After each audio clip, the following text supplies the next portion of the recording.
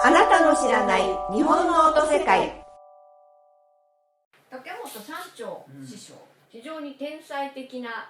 興行師さんだったというふうにお伺いしておりますけれども、例えば四橋文楽座で文楽人形さんと共演したりとか、あと宝塚とかと共演もしたりとか、そういうことを山長師匠さんがそうですね、されたということなんですけども、当時にしてみれば、今その話を聞いてもびっくりするんですけれども、それは大変なことだったんじゃないんですかね。と思います。戦後で文楽も戦争に行ってまだ帰ってきてない方とか、戦死なさった方とか、帰ってきててもお仕事ができないとか、本格的に興行でやってるところもないしするので、文楽でも要するに本興行がありましてもお客さんもそんなに入りませんよね。それから人形さんも全員帰ってきてるわけでもないし、太夫さんも三味線も全員帰ってきてるわけでもないし、その中で興行をやって、女子の人は大体お素人さんのお稽古があるからそういうことはないけれども、文楽の方は三味線師さんとか太夫さんはお素人さんのお稽古もできますけど、人形さんの方は人形を稽古するっていうお仕事さんそんなにないですよね。ないですね。だから山長さんのお師さんがそこを目をつけて、文楽一緒になれないけれども男の方の文楽の道具とかなんとかみんなそのまんまで床だけ変わってね、女の人も流星にしなきゃいけない、そういうの頭ひねったお師さんが努力なさって、それで興行の中の人と話し合って、あと何時間かは女の人をやらせてもらう、そういう手取りを作るはって、その代わり自分も切符も運動しなきゃならないし、すごい努力なさって、それで芸もすごくたくさんいらっしゃる中でもやっぱり声は豊富だし、お顔もね、お福さんみたいに本当にふくふくしいお顔してらっしゃる。それでお声も本当に男の人にはない、すっごく本当に大変ないいお声の人で、芸も大きいしね、本当に看板の人だったですね。だけどそういうふうに頭が開くから、人を育てるとかそういうことは弟子を取るとかってそういうことはなかなかできないんだけども、後の人はやっぱり勉強してもらわなきゃいけないから、そういう興行の筋立てができたら全部その男のお医者さんに稽古を頼んでくださって、それは全部そのお医者さんがお礼とかなんとかいうのを考えてなさる、そういうすごいお医者さんでしたよ。それは戦後どれぐらいの時ですか？戦後ずっとやってましたね。朝日座できても朝日座でもやってたと思う。そこら辺は四つ橋の頃からって言って、四つ橋の頃からね。それで朝日座行く前ぐらいから宝塚もやるようになりましたね。それもすごいですね。宝塚と共演その時代にね。宝塚もね、日本舞踊はありますけど洋ばっかりで、向こうの人は向こうの人でやっぱりこういうのをやりたいというあれもあって、それでお稽古は全部やっぱり松之助さんのお師さんに山長さんのお師さんが頼んで、全部我々のその行く人間ね、床の方、それで宝塚は歌舞伎と違うから功績全部言わせるわけにいかないので、身振りだけですよね。中で一言だけ酒屋だった今頃は入っちゃう、このぐらいほんの一口だけ出すだけ、あとは本当人形になって人間がやってるような稽古して、でそういう段取りなさるから、本当にそういうのに長けてたお師匠さんです。それでご自分の芸もそんないろいろやらないんだけど、ナルトとかいろんなもんお師匠さんの得意なもんしか出しませんけども、いっぺん聞いたらもうみんなを引っ張り込まれる、そういう芸のお師匠さんでした。亡くなった吉田文尺氏が、その山頂師匠の語りで大井川のみゆきを使ったけれど、三味線の語りはすごく間が長かったってなんかおっしゃったというふうに。どこでもみんな長いよ、すごい長いよ。間が長かった。声も良かった。息もいいし、声もいいって言ったって小さいんじゃなくてボリュームがある。しかも名プロデュース。すごいね。すごい方の出会いがあったんですね。そうですと。でも実際ね、内弟子に入られたのは春駒師匠。だからその山頂さんとか山頂さんのそういうことしてらっしゃるからうちは預かれないと。うちは預かれない。だって正之助さんどこ行くかって正之助さんと息子さんもみんな子供と一緒に寒いだからもうダメ。みんなどこ行くかって春駒が一人だからというので春駒のとこに決まったわけです。でも春駒師匠の内弟子生活はとても大変、帰りたいって泣いておられたってことなんですけれども、怖いでしょが車種の人でね片っぽの目が違うとこ見たはん、だから怖いなの今の写真見ても本当に怖いの。それで私たちはおばあさんとかおじいさんがいないから父と母だからほんの怖くて、それでのほほんに育ったのでその立ち居振る舞いとかねガーッと帰ってきてバーッとこんな靴脱いだり揃えてとかそんな一つも知らない。母も教えとけばいいのに出すんだって全然教えないから。父はうるさくて姉にはもう逐一も箸のうるさいんだけども姉はキチキチしてるのも私パッだからだから帰りたいになっちゃうわけ。だけども春子も私帰られたら一人で困るわけでやっぱりねいてほしいんでしょう。だけど憎くて言うてるんではないです。当たり前のことをおっしゃってるんでしょうけど私にすれば嫌なんですよ、窮屈で。お稽古聞いて声を出してってお稽古をちゃんとされてたんですね。1回2回聞かせてくれて。お稽古は毎日いると毎日してくれますけど、それで自分も稽古に出ていくから出た後一人になりますからね本当に帰りたくなっちゃう一人でもでそれもあるから母がとにかく外へ出してください、で千平さんのお人さんのところに行くようになって。その千平お人さんっていうのもすごい、非常にいろんなお三味線の方いらっしゃるけどなんていうかね小杉さんのお師匠さんと千平さんっていう大建物でいらっしゃるんですけど小杉さんのお師匠さんの方がちょっと年上なんでしょうね。それで千平さんのお師匠さんの方がちょっと下なんでしょうけども芸風が違うのね。同じ豊沢なんだけれども芸風が文楽でいう喜左衛門師匠のようなのが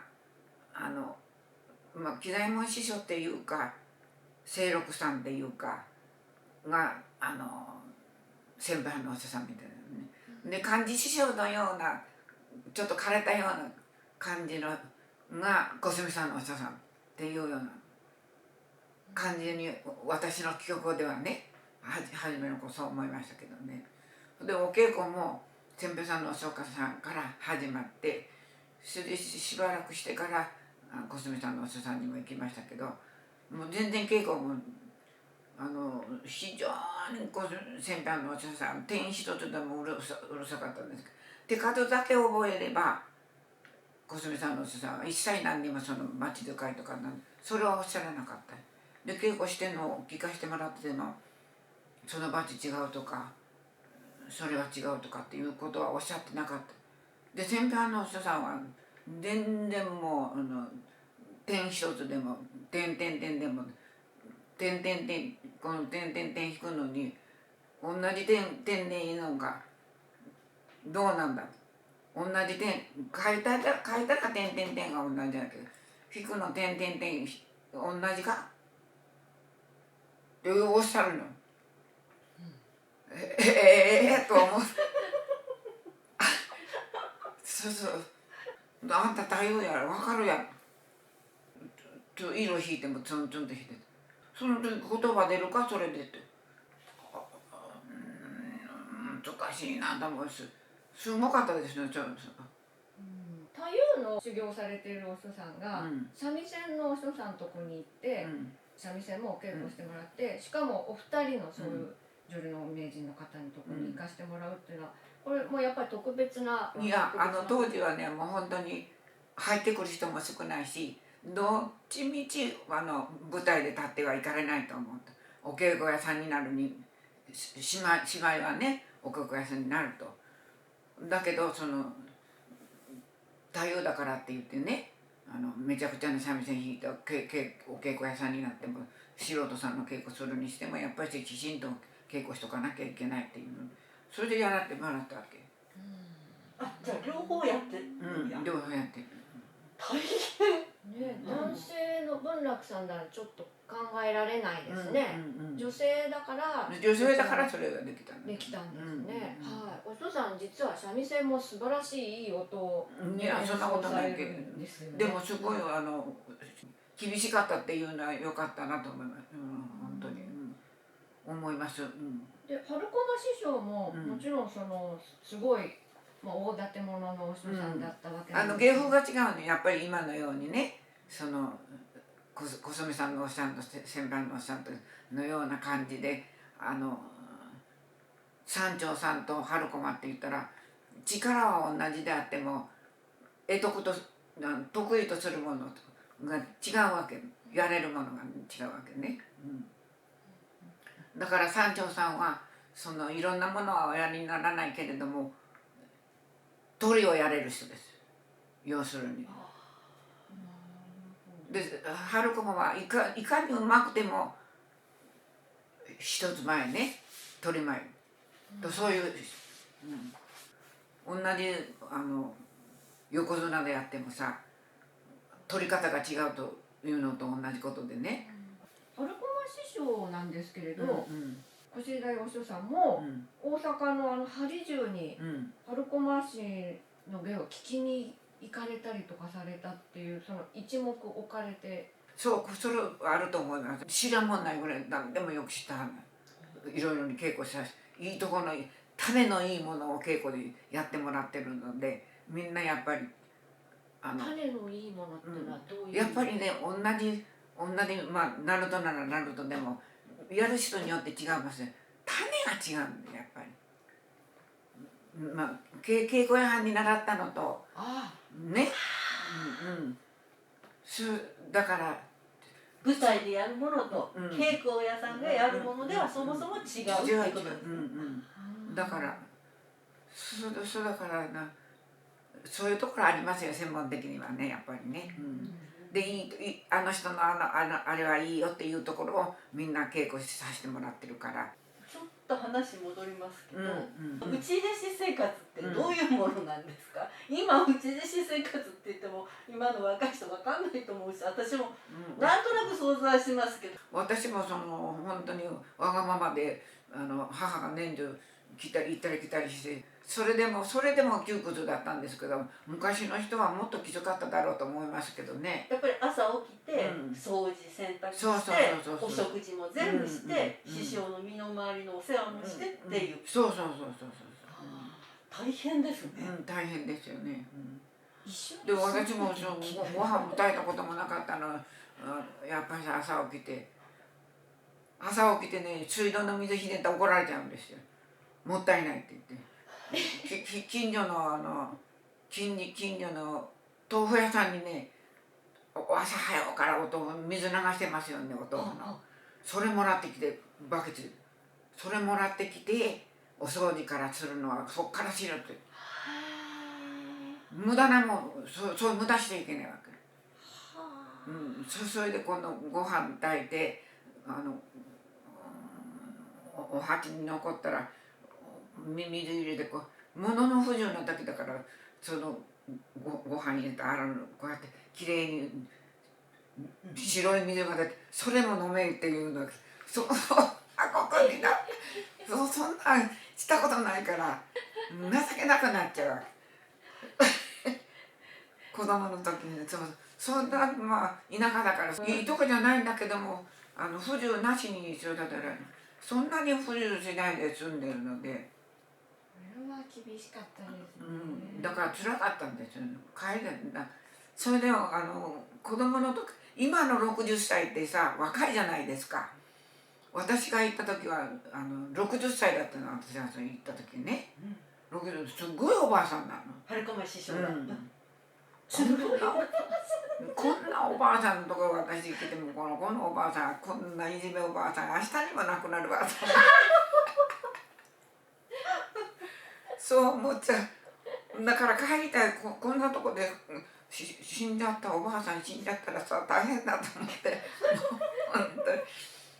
本当にね帰りたかったんですよ。駒之助師匠の14歳の時にですよ、現代開きっていうんですか、初舞台。その時にナルトを淡路から教わってたナルトだけど春駒師匠に直してもらって、それで淡路のごひいきの人が現代買ってくれたんですよ。それで現代費用で波ロ目したわけです。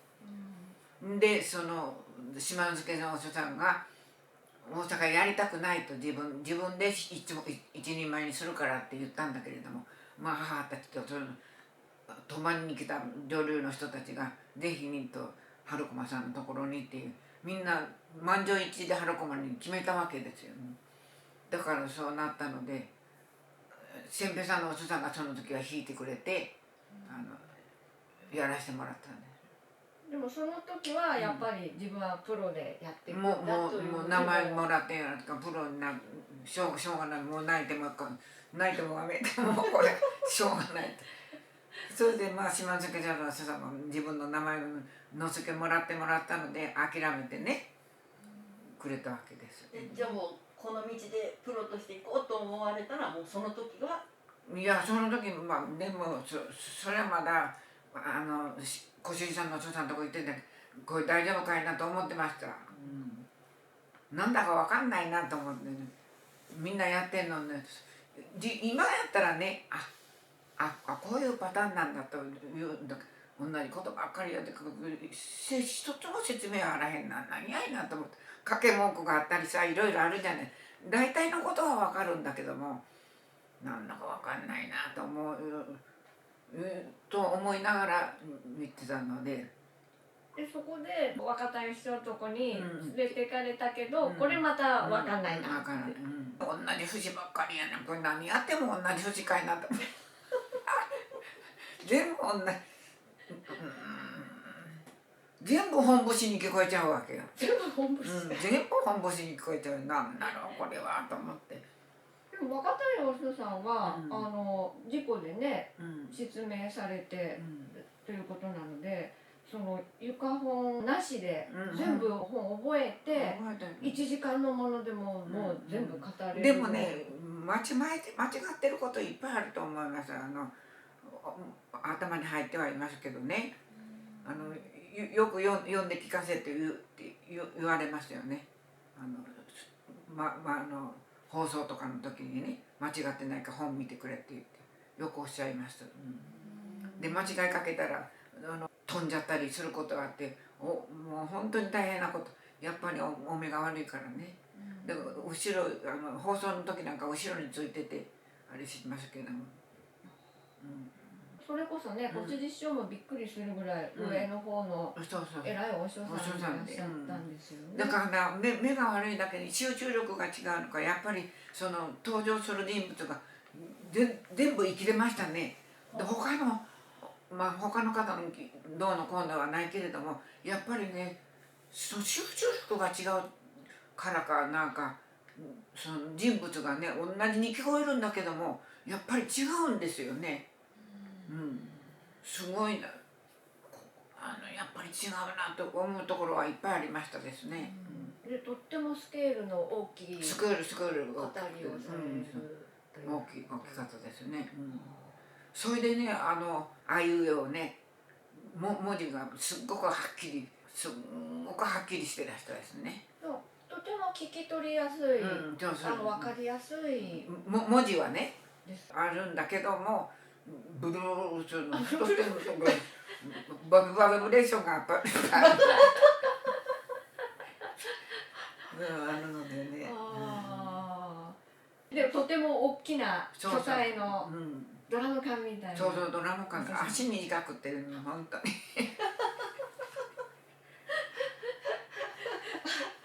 お稽古はまあやっぱり聞いとけみたいな感じで。そうですね。そりゃも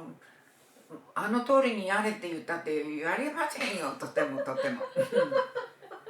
やれませんよ本当に、これでええのかいなと思って、白石をね教えてくれてね、団友さんの人さんがわかめ会が今度あるからわかめ会であんたやりなさいって言って、何でもいいからって言ってで白石を人さんに教えてもらったからと思って白石出して、それでちょっとやってもらおうと思ったら全然小杉さんの人さんが逐一直しはるの。そしたら綾春さんがさ「お母さん若太さんのお人さんに教わってる芸だからお母さん直さないでもいいのよ」って言って全部同じ節に言ってるみたいなんだよ私が。全部違うはずなのに、なるほどそうなんだなと思ってね、どうもそうだったらしい。若太師匠の印象的な教えとかお言葉とかもしあったら教えてください。命がけでやれっていうことです。生半着じゃやれない時代は命がけでやる。みんなな紙一枚とかって言うけれども、わしはな一行だよ。一行これが大切なんだって。紙一枚はとんでもないって。一行だよ。みんなはそう言うけれども、わしはそんなんじゃないで、もう一行だって。そのぐらいやっぱり集中してなあかんっていうこと。私生活もとっても豪快で、掛け事がお好きで。そうだったらしい。もう何日も何日も帰ってこないらしいんですね。それである時夜中に物干しがガチャガチャガチャガチャ言って泥棒かと思っておかみさんが「泥棒泥棒」って言ったら「わしやわしや」って言って言ったのがお父さんだったんですって言っておかみさんがおっしゃってましたけど何日も帰らないで、芝居もね掛け事もまんま行ってやってそれで目を悪くしたっていう人がいるんだけど、怪我したとかそれはどうだか知らないけど、そのぐらい掛け事ばっかりする。それ大変な人だったよ。彼女もいはんの。彼女もいはって時々連れてってくれって言うんですよね。連れてってくれってそこに？それですけど、連れて行くそれは私知らなかったんですけど、連れて行ってそれで3日目に迎えに来てくれって言うから「分かりました」って、それで連れて行って今度3日に迎えに行く時におかみさんに聞いたらご新人で行くんだと私は思ってたわけですよ。物流宗っていう南明法蓮華経物流宗っていうのね、そのお香で行くんだと思って送ったんですよ。それで今度迎えに来てくれって言うから「分かりました」言ってで帰ってきて「お送り渡しました」言っておかみさんに言って「お香なんですね」って言って「あれこれだねあれ」っていうのはこれだねってって思って向こうの人似たような人なんで似たような人先生会われたんですね。まだ先生若い頃でしょ？それいくつ？そりゃそうですよ。まだ16、5、6ですからね。って言ってほなおかみさんも迎えに行くのやめときます。よろしいまあ3日でもいいですが迎えに来てくれいてくれてた私が助かりますねっておかみさん。しょっちゅう連れて帰ってきても「おたま」言って呼びはるんで「おかみさん呼んではりますよ」言って「もう名前書いた言うてこりやすい」って素晴らしく豪快な若太師匠だけど、ちゃんとその越路太夫人さんのとこにつなげてくださった。そういうことはものすごいきちんとしてくださってね、それでわしのとこに来るな言うのと違うとわしのとこに来いって言うわけですだからやっぱり手つないで芝居行くのもおかみさんもちょっとしんどいのでね、私手引いていくんで、これもやっぱりねしんどいけれども自分の勉強にはやっぱり舞台っていうのは本当真剣勝負ですのでね、稽古とは違いますから、やっぱり毎日聞かせてもらっても毎日同じではね、やっぱり違うところこういこうかああいこうか思うとかある、それも勉強になりましたよ、やっぱり。でも聞くだけでね、そう聞かせてもらうお稽古の時よりも舞台がやっぱり真剣ですからね、命かけてやってらっしゃるから。